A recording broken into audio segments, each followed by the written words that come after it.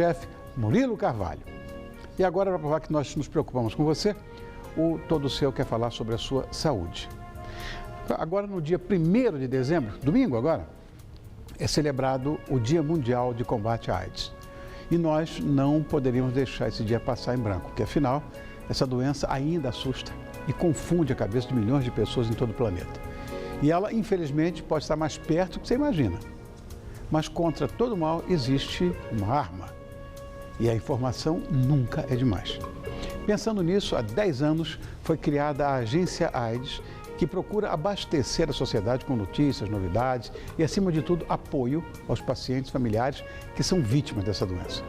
Por isso, eu recebo agora a editora executiva da Agência AIDS, que é a jornalista e apresentadora Roseli Tardelli.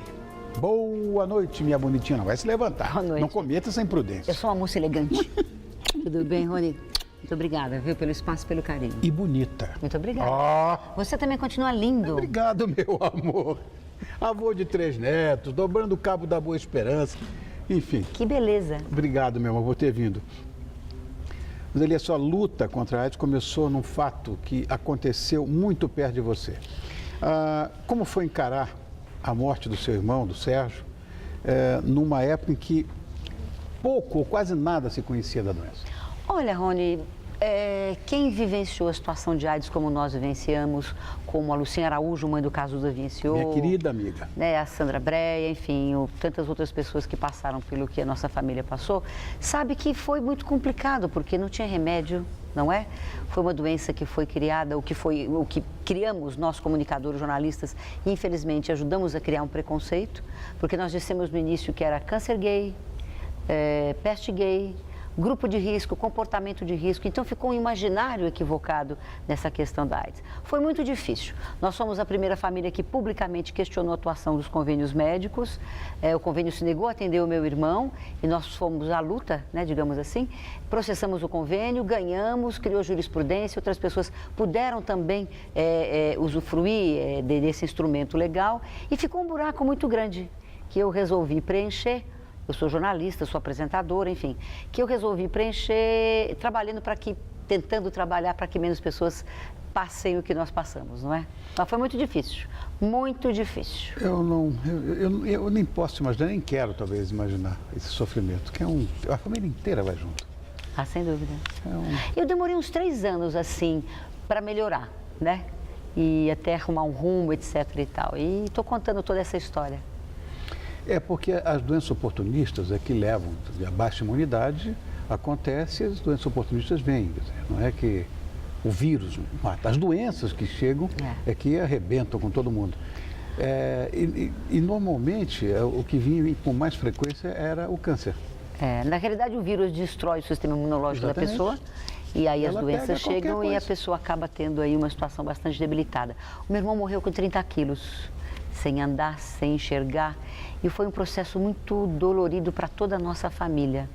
E aí eu resolvi que eu tinha que fazer diferente, não é? Eu queria fazer do limão, aí nós fizemos limonada, fizemos caipirinha, fizemos uma torta de limão, um bolo, o que vocês quiserem escolher, mas graças a Deus estamos conseguindo aos poucos dar a volta por cima, não, mas eu acho que prestar serviço, não é? É fundamental. Usar a nossa atuação para alguma coisa importante. De comunicadores. É isso. A prestação de serviço. Exatamente, é isso mesmo. Você está lançando um livro que se chama O Valor da Vida. Nós temos esse livro aí, né? Já está, olha ali, olha. Você está insuportavelmente bonita ali, ó. Não, eu sou suportável. É a Fifi Tong, que é uma fotógrafa maravilhosa. Mas está linda. A Elizabeth Phillips, que me maquiou, o Fred, que me ajudou no cabelo, Papai do Céu, que fez a escultura, e papai e mamãe, que ajudaram, né, não? E nesse livro marca, né? Você está marcando os 10 anos da Agência AIDS, que foi idealizada por você. Eu falei de informação como arma. Como é que a informação pode ajudar no combate dessa doença? Eu acredito que a informação é um instrumento bastante importante, Rony, na prevenção, né? E na mudança de comportamento também, se as pessoas perceberem a sua vulnerabilidade. Então, como eu sou jornalista, eu quis fazer do meu ofício alguma coisa importante para a questão da AIDS, até porque nós ajudamos a construir aquele imaginário que eu te falei, não é? Então, em 2003, eu tive alguns apoios e eu fundei uma agência, usando um grande instrumento que é a internet, uma agência que só fala de AIDS. No começo eu pensei, gente, mas será que nós vamos ter notícia para tudo isso? E fomos conseguindo. Hoje nós produzimos informações, reproduzimos o que outros veículos fazem também, criamos pautas inteligentes, criativas, humanas para a questão da AIDS, que eu acho que esta tem sido a grande contribuição da agência AIDS. Nós falamos para pessoas, nós falamos do sofrimento de pessoas, né? Então, temos várias parcerias. Hoje, graças a Deus, no Brasil inteiro, quando algum colega jornalista quer escrever sobre o assunto, eles nos procuram. Então, nós prestamos serviço e damos voz a todo esse mundo que lida com a questão da AIDS. Ativistas, gestores públicos, colegas jornalistas, pesquisadores, médicos. O que a gente veio fazer? Qual foi a nossa grande contribuição? Organizar a informação de AIDS no Brasil. Acho que essa foi a grande contribuição. E aí eu resolvi registrar em um livro, porque é importante a gente contar história. Eu sou uma contadora de história, né? Você é mais músico do que contador de história, não sei. Mas eu sou uma contadora de história nata. Eu quase que nasci jornalista. Aliás, estudei aqui na Casper. Dei aula na Casper. Olha. Fui repórter aqui na Gazeta há um tempo. Depois fiz um programa de rádio aqui também, enfim. E aí eu resolvi contar essa história diferente. Doeu tanto para mim, Rony, que eu não conseguiria fazer isso sozinha. Então, eu tenho uma grande amiga que chama-se Cristina Santana e nós tivemos 5, 6 encontros. Ela gravou os encontros, escreveu o texto, me mandava, eu olhava, acrescentava, tirava, enfim, eu acho que ninguém faz nada sozinho, né? Eu tenho um amigo, o Tuta, ele tem uma emissora de rádio que chama Jovem Pan. Sim. O Tuta escreveu um livro também dizendo, ninguém faz sucesso sozinho. Não faz. Eu acho que ninguém faz nada sozinho, né? E eu não teria condições, ainda hoje, 19 anos depois da passagem do meu irmão e 10 anos depois da construção da agência, primeiro que eu não tenho tempo. Alguém precisa ir atrás de apoios financeiros. Nós não somos uma ONG, nós somos .com, para poder dar continuidade ao trabalho. Então, eu pedalo, né? Eu vou atrás de apoios, crio projetos, faço um monte de coisa. E segundo, ia ser complicado parar. Você, para escrever livro, você tem que parar para escrever, né? E eu não queria vivenciar essa dor de novo. Então, fui pedir ajuda da Cristina Santana, ela fez um texto lindo, a editora Senac nos acolheu, não é? E estamos publicando agora no 1º de dezembro, num evento bonito lá na Livraria Cultura, O Valor da Vida, que eu acho qual é a contribuição que eu quero dar? Eu gostaria que as pessoas pudessem perceber que onde quer que elas estejam, elas podem fazer diferença para o bem. Não é? Claro. E a gente faz isso lá na agência. A gente tem um olhar humano, a gente tem um olhar solidário, a gente tem um olhar cidadão e respeitoso para com as pessoas que vivem com HIV e AIDS no Brasil e no mundo. Aliás, o portador da HIV também, além dos efeitos da doença, ele sofre muito preconceito, como você mesmo falou agora há pouco, né? 32 anos depois da descoberta, descoberta do vírus, ainda é muito difícil você dissociar esse tabu que, como você disse, que envolve a AIDS e que foi criado eventualmente pela própria mídia. Olha, Rony, o que eu acho é o seguinte, quando a pessoa tem uma cardiopatia, é cardiopata, quando a pessoa tem diabetes, não é? Quando a pessoa tem câncer, ela fala com mais naturalidade. Raramente você escuta as pessoas dizerem, eu sou a Roseli Tardelli, eu tenho HIV.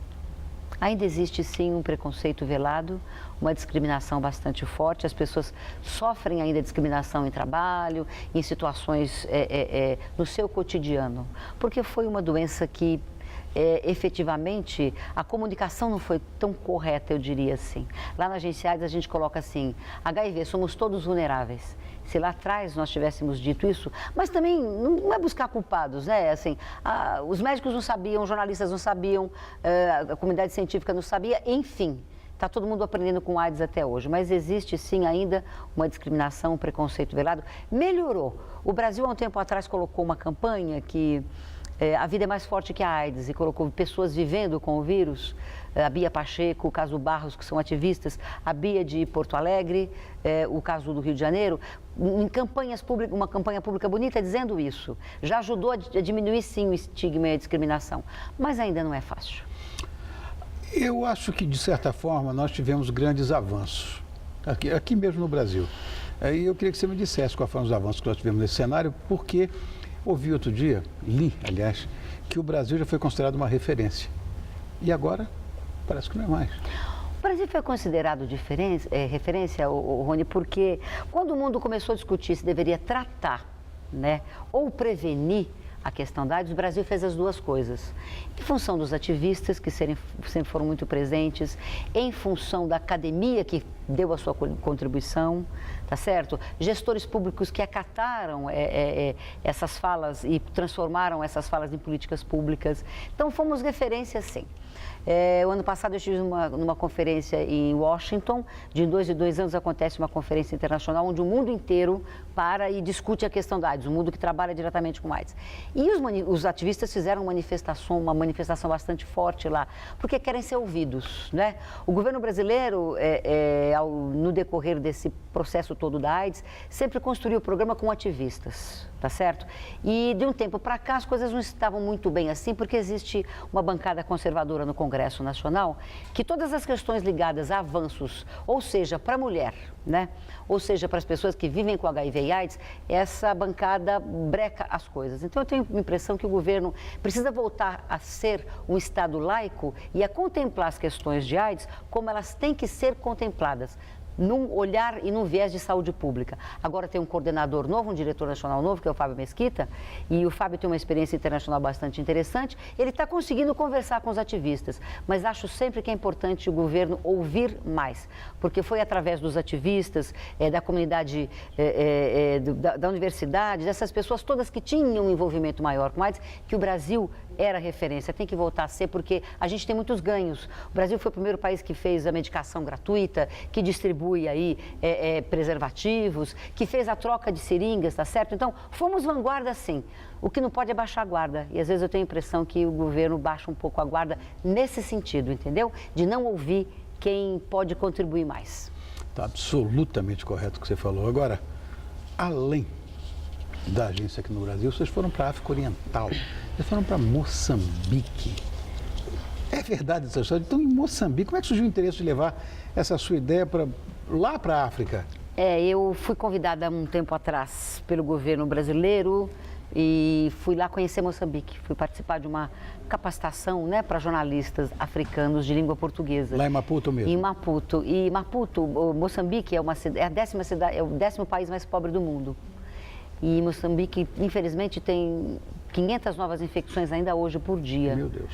De pessoas que acabam aí se infectando pelo vírus, né? Então, quando eu fui a Moçambique, eu sempre quis trabalhar, eu acho que como o HIV não tem fronteiras, a solidariedade, a informação e a nossa vontade de trabalhar para que o HIV não cresça mais, né, é muito grande.